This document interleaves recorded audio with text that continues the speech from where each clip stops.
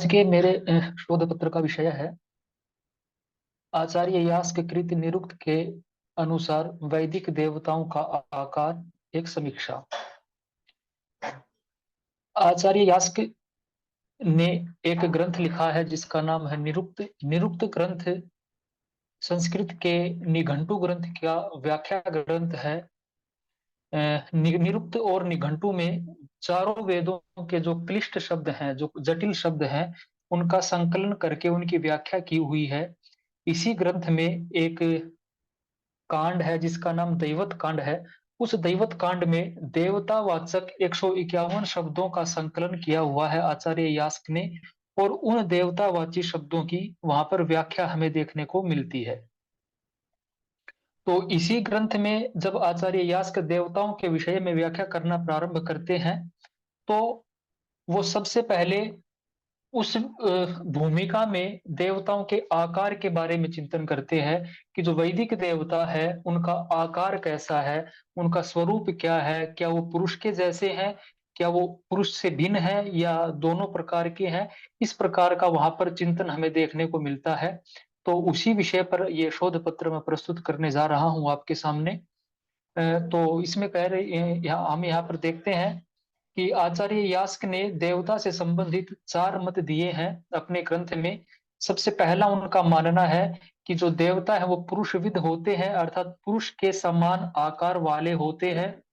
दूसरा उनका मानना है कि अपुरुषविद, अर्थात पुरुष से भिन्न स्वरूप वाले वो होते हैं। और तीसरा वहां पर वो पक्ष रखते हैं कि उभय विध है, अर्थात पुरुष के जैसे भी होते हैं और पुरुष से भिन्न भी होते हैं।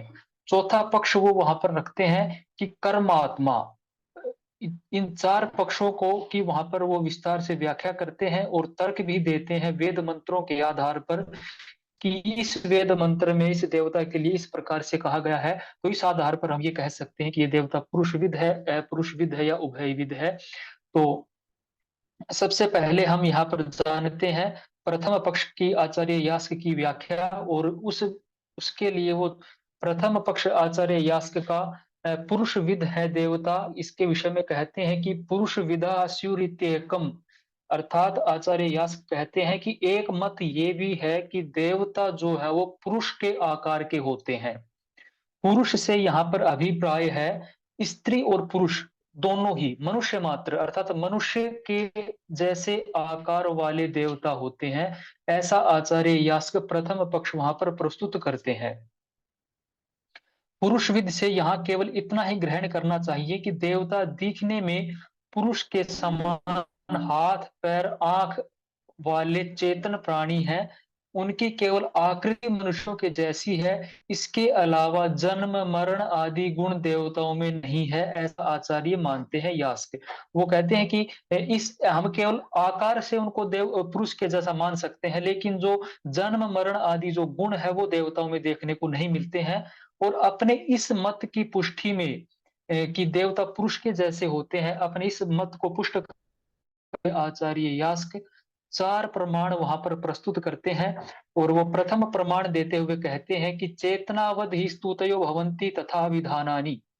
अर्थात देवताओं की जो स्तुति है वो चेतन मनुष्यों के समान प्राप्त होती है, और उनके नाम भी वैसे ही है। अर्थात वेद मंत्रों में देवताओं की जो स्तुति है वो चेतन प्राणियों की तरह की हुई है, और उनके नाम भी प्राणियों के जैसे ही देखने को मिलते हैं। जैसे कि ऋग्वेद में एक यम यमी संवाद सूक्त आता है, उसमें संवाद दिखाया हुआ है। तो इन सभी आधार पर प्रथम पक्ष ये रखते हैं कि जो देवताओं की स्तुति है वो चेतन मनुष्यों के समान होती है। दूसरा प्रमाण पुरुष विद के पक्ष में रखते हुए आचार्य यास्क कहते हैं कि पुरुष विधेयी अंगई संस्तूयन्ते देवता। अर्थात जो देवता है उनकी स्तुति पुरुष के अंगों जैसे अंगों से की जाती है। पुरुष के जैसे अंग होते हैं वैसे ही अंगों का जिक्र भी वेद मंत्रों में हमें देखने को मिलता है। जैसे कि मनुष्यों के हाथ पैर मुख नेत्र आदि होते हैं, उसी तरह से वेद मंत्रों में देवताओं के इन इन अंगों का वहां पर जिक्र हमें देखने को मिलता है।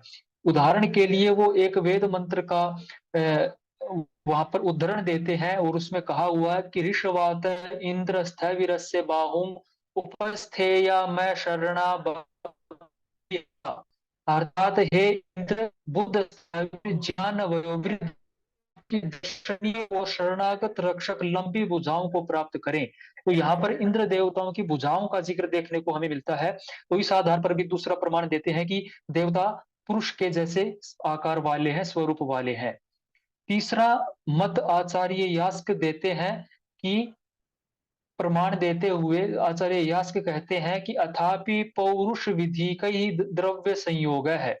अर्थात जिसका अर्थ इस पंक्ति का अर्थ देते हुए कह रहे हैं कि पुरुष संबंधी द्रव्यों के संबंधों से स्तुति किए जाने से देवता पुरुष के जैसे प्रतीत होते हैं। अर्थात जिन द्रव्यों से, जिन पदार्थों से पुरुषों का संबंध होता है, उसी प्रकार के पदार्थों से देवताओं का संबंध भी ऋग्वेद में आदि चारों वेदों में देखने को मिलता है। जैसे कि आद्वाभ्याम हरिभ्याम इंद्र याही, कि हे इंद्र आप दो घोड़ों से पर सवार होकर के आइए। तो यहाँ पर घोड़े के साथ इंद्र का की स्तुति की हुई है। तो इस आधार पर भी घोड़े पर बैठने के लिए व्यक्ति को कोई भी उसको पुरुष के जैसा स्वरूप धारण करना ही पड़ेगा। तो इस आधार पर भी कहते हैं कि पुरुष के जैसे आकार वाले देवता होते हैं। चौथा प्रमाण प्रस्तुत करते हुए आचार्य यास्क कहते हैं कि अथापि पौरुष विधि कई ही कर्म भी ही, अर्थात देवताओं की स्तुति पुरुष विद कर्मों से की गई है। अर्थात जैसे कर्म पुरुष करता है, उसी तरह के कर्म देवताओं के भी वेद मंत्रों में देखने को मिलते हैं। इन आधार पर भी चौथा प्रमाण दिया है कि इस आधार पर भी हम ये कह सकते हैं कि देवता पुरुष के जैसे स्वरूप वाले हैं। इसका उदाहरण दे रहे हैं कि अधीन्द्र पिब च प्रस्थित्य, कि हे इंद्र आप उपस्थित भोजन को खाइए तथा सोमपान कीजिए। तो यहाँ पर खाने और पीने की बात आई है। तो ये कोई पुरुष के समान आकार वाला प्राणी ही कर सकता है। तो इस आधार पर भी कह रहे हैं कि उपयुक्त जो चार प्रमाण है, निरुक्तकार आचार्य यास्क ने उपयुक्त चार प्रमाण देते हुए देवताओं की पुरुष विधता को सिद्ध करने का प्रयत्न किया है। द्वितीय पक्ष आचार्य यास्क देते हैं कि उनके अनुसार देवता पुरुष विद नहीं होते हैं। दूसरा पक्ष देते हुए कहते हैं कि अपुरुष विदा स्युतिर अपरम, कि कुछ लोगों का ऐसा मानना है कि देवता अपुरुष विद होते हैं, पुरुष के समान आकार वाले नहीं होते हैं, क्योंकि पुरुष विद रूप में प्रत्यक्ष द्वारा इनकी उपलब्धि नहीं होती है, क्योंकि प्रत्यक्ष रूप से हम उनको कहीं पर भी देख नहीं सकते हैं। अग्नि वायु सूर्य आदि देवता पुरुष विद नहीं दिखाई देते, क्योंकि वेद में तो अग्नि को भी, वायु को भी, सूर्य को भी देवता का रूप दिया हुआ है। तो अग्नि वायु और सूर्य आदि तो पुरुष के जैसे आकार वाले नहीं है। अचेतन पदार्थों की स्तुति चेतन प्राणियों के समान श्रुति में देखने को मिलती है। देवता अपुरुषविद होते हैं, इस संबंध में आचार्य यास्क कुछ मत दे रहे हैं, प्रमाण दे रहे हैं और कह रहे हैं कि अपितु यद दृश्यते अपुरुषविदम तत् यथा अंगीर वायुर आदित्य पृथ्वी चंद्रमा इति, कि दिखाई देने वाले देवता पुरुषविद नहीं है, जैसे कि अग्नि वायु आदित्य चंद्रमा। इससे यह सिद्ध होता है कि देवता अपुरुषविद होते हैं। दूसरा प्रमाण वो दे रहे हैं कि पुरुषविद के पक्ष में ये कहा गया था कि चेतन प्राणियों की तरह देवताओं की स्तुति की गई है। इस आधार पर हम ये कह सकते हैं कि देवता पुरुषविद है। तो इस मत को काटते हुए आचार्य यास्क कहते हैं कि अक्ष से लेकर के औषधि पर्यंत अनेक अचेतन देवताओं की भी स्तुति वहां पर देखने को मिलती है। अचेतन पदार्थ, औषधि, अक्ष, पर्वत आदि की स्तुति भी वहां पर देखने को मिलती है। तो इस आधार पर भी कहते हैं कि देवता पुरुषविद नहीं होते हैं।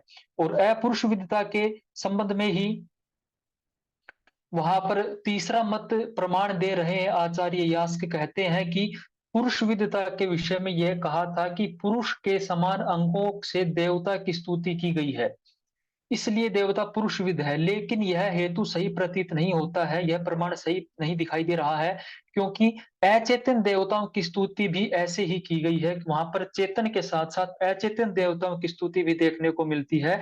तो ये नहीं कह सकते कि देवता पुरुष विद है।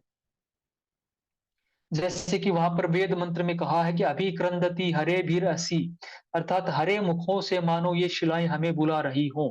तो शिलाओं के लिए, पत्थरों के लिए भी वहां पर पुरुष के जैसे, पुरुष के व्यक्ति के अंगों की का वहां पर जिक्र देखने को मिलता है। इसलिए देवता पुरुषविद न होकर के अपुरुषविद है, ऐसा ये दूसरा प्रमाण प्रस्तुत कर रहे हैं। और इसी में एक प्रमाण और दे रहे हैं अपुरुषविदता के पक्ष में ही, कि देवताओं की स्तुति पुरुष के समान कर्मों से की गई है। यह कहना भी देवताओं की पुरुष विधता को सिद्ध करने के लिए पर्याप्त नहीं है, क्योंकि यह लक्षण अचेतन देवताओं में भी देखने को मिलता है। वहां पर वेद मंत्र में कहा है कि होता से पूर्व ही ये शिलाएं भक्ष्य हवि को खा गई। यहाँ भक्षण क्रिया के द्वारा ग्रावा की स्तुति की गई है, अर्थात शिलाओं को भक्षण भक्षण कर लिया शिलाओं ने, ऐसा कहा है।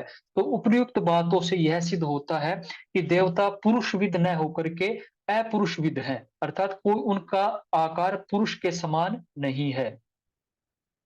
और तीसरा पक्ष आचार्य यास कह रहे हैं कि अपि वा उभय विधा स्युः, अर्थात देवता जो है वो पुरुषविद और अपुरुषविद दोनों प्रकार के हैं, क्योंकि वेद में दोनों प्रकार के देवताओं का वर्णन हमें देखने को मिलता है। परमात्मा तथा मनुष्यों से संबंध रखने वाले देवता पुरुषविद है, तथा प्रकृति से संबंध रखने वाले देवता अपुरुषविद है। इसके अतिरिक्त इसका यह अर्थ भी ग्रहण किया जा सकता है कि प्रत्येक देवता उभयविद आकार वाला है, कभी वह पुरुषविद आकार को धारण कर लेता है तो कभी वह अपुरुषविद आकार को धारण कर लेता है।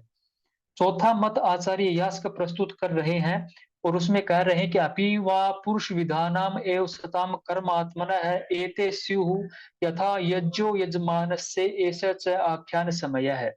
चतुर्थ पक्ष में आचार्य यास्क कहते हैं कि जो पुरुष अपुरुषविद देवता है वे एक सभी पुरुषविद देवताओं के प्रयोजन की सिद्धि के लिए ही है।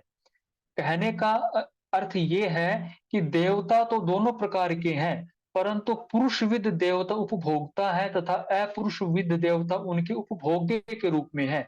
जिस प्रकार यजमान का यज्ञ, यद्यपि यज्ञ को अनादिष्ट लिंग मानने वाले मंत्रों का देवता माना गया है, फिर भी यज्ञ यजमान के ही अधीन है। यज्ञ जड़ है तथा अपुरुषविद है, तथा यजमान चेतन और पुरुषविद है। इससे यह सिद्ध होता है कि पुरुषविद देवताओं के कार्य सिद्ध करने के लिए अपुरुषविद जड़ देवताओं की रचना की गई है। चतुर्थ पक्ष में आया है ऐसा च आख्यान समय है। इससे कई आचार्य इसको आचार्य यास्क का मत मानते हैं। आख्यान का अर्थ यहाँ उत्तर न करके इसका अर्थ करते हैं यह उत्तर पक्ष का सिद्धांत है, जबकि कुछ इसको सिद्धांत पक्ष न मान करके प्रचलित मत ही स्वीकार करते हैं। उपयुक्त चारों पक्षों में कौन सा मत उचित प्रतीत होता है, इसके विषय में निरुक्त के भाष्यकार वृत्तिकार आचार्य दुर्ग का कहना है कि चारों ही मत तर्क संगत है, क्योंकि ये मंत्रार्थ दर्शन से व्युत्पन्न हुए हैं। यदि हम निष्पक्षता से विचार करें तो पाएंगे कि देवताओं का साक्षात स्वरूप मंत्र ही है। इनकी पुरुषविद तथा अपुरुषविदता में संदेह हो सकता है, लेकिन मंत्रात्मकता में तनिक भी संदेह नहीं है। मंत्र से देवता प्रकट किस प्रकार हो सकता है, इसका उत्तर महर्षि पतंजलि ने दिया है कि स्वाध्यायादिष्ट देवता संप्रयोग है, अर्थात स्वाध्याय से इष्ट देवता का साक्षात्कार होता है। स्वाध्याय का अर्थ मंत्र का जप करना तथा उसके अर्थ की भावना करना है। देवता का आकार हमेशा कल्पित ही होता है। आकारवान देवता की सत्ता पहले से सिद्ध नहीं होती, उसका निर्माण साधक स्वयं करता है। साधक उसको पुरुषविद देखना चाहे तो वह पुरुषविद बन जाता है, अन्य किसी रूप में देखना चाहे तो वह वैसा बन जाता है। इसी अनेकता के कारण बहुदेववाद की स्थापना हुई और देवताओं का आकार संबंधी भेद विवादित हुआ। इसी कारण आचार्य यास्क देवता स्वरूप के संबंध में चार मत प्रस्तुत कर रहे हैं। आचार्य यास्क के उपयुक्त चतुर्विद विभाजन से यह बात तो स्पष्ट हो गई कि देवताओं का कोई न कोई स्वरूप तो अवश्य होता है, यदि चाहे वो पुरुषविद हो या अपुरुषविद। यदि देवताओं को पुरुष के समान शरीर धारण करने वाला माना जाए तो यह बात भी माननी पड़ेगी कि उनका शरीर दृश्यमान नहीं है। यदि ऐसा होता तो हम उनको अपनी आंखों से देख पाते। इसमें यह भी स्वीकार करना पड़ेगा कि सूर्य, पृथ्वी, अग्नि आदि देवताओं को का या जो प्रत्यक्ष रूप दृष्टिगोचर हो रहा है, यह उनका वास्तविक स्वरूप न होकर कार्य रूप है। पुरुषविद मान्यता के अनुसार तो उनका वास्तविक रूप चेतन होना चाहिए। यदि हम ऐसा भी कह सकते हैं कि देवताओं का स्वरूप सदा ही अदृश्य रहा हो। यदि ऐसा होता तो पुरुषविद रूप में उनको स्वीकार भी किया जाता। हम साधारण बुद्धि के मानव प्रत्यक्ष के आधार पर देवताओं के को अपुरुषविद मानते हैं, परंतु जिन सिद्ध पुरुषों ने अपने तपोबल से देवताओं का पुरुषविद रूप में साक्षात्कार किया है, उनके अनुसार देवता पुरुषविद है। सिद्ध पुरुषों से अभिप्राय उन मंत्र दृष्टा ऋषियों से है, जिन्होंने स्वाध्याय व निधिध्यासन रूपी तप से मंत्रों को सिद्ध किया है।